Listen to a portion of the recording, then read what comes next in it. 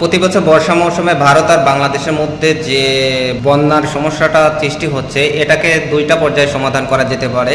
একটা হচ্ছে পার্মানেন্ট বাঁধ নির্মাণ করে বন্যা প্রতিরোধক প্রাচীর নির্মাণ করে।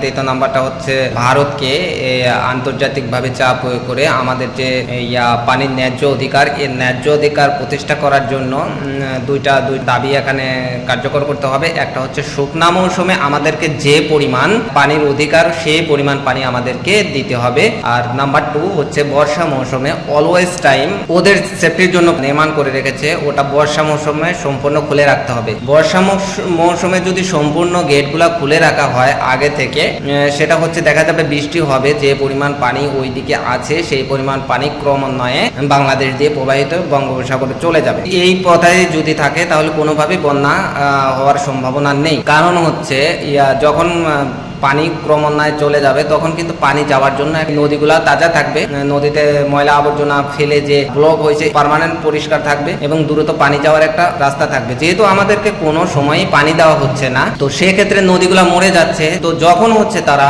বর্ষার মৌসুমে, বৃষ্টি মৌসুমে পানি স্টোর করে পানির গতিবেগ 1000 গুণ বাড়ায়া আমাদের দেশের উপর ছেড়ে দেওয়া হচ্ছে, তখন না পানি ওই যে মরা নদী দিয়ে পানি যেতে পারতেছে না, দ্রুত এটা বন্যায় মহামারী আকার ধারণ করতেছে, যেটা হচ্ছে আমাদের লোকালয় এবং আমাদের শহরকে ধ্বংস করতেছে। আর এরা যে পরিমাণ আমাদেরকে ধ্বংস করতেছে, এটা আমাদের বাজেটের 60 থেকে 70% বেশি। আমরা যদি এই পরিমাণ আমরা আন্তর্জাতিক আদালত বা আন্তর্জাতিক যে সিস্টেমের মাধ্যমে আমরা এটাকে আমাদের অধিকার বাস্তবায়ন করতে পারবো, যদি এটা না করতে পারি তাহলে আমাদের যে পরিমাণ প্রতি বছর আমাদেরকে যে পরিমাণ এই বন্যায় ক্ষতি হচ্ছে, সেই পরিমাণ সমপরিমাণ শুধু এক বছরের ক্ষতির পরিমাণ হিসাব করে যদি আমরা পার্মানেন্ট বন্যা প্রতিরোধক প্রাচীর বা গেট যাই বলেন, এটা যদি আমরা নির্মাণ করতে পারি তাহলে আমাদের পার্মানেন্ট সমাধান হয়ে যাবে। আর ভারত শুধু আমাদেরকে ক্ষতি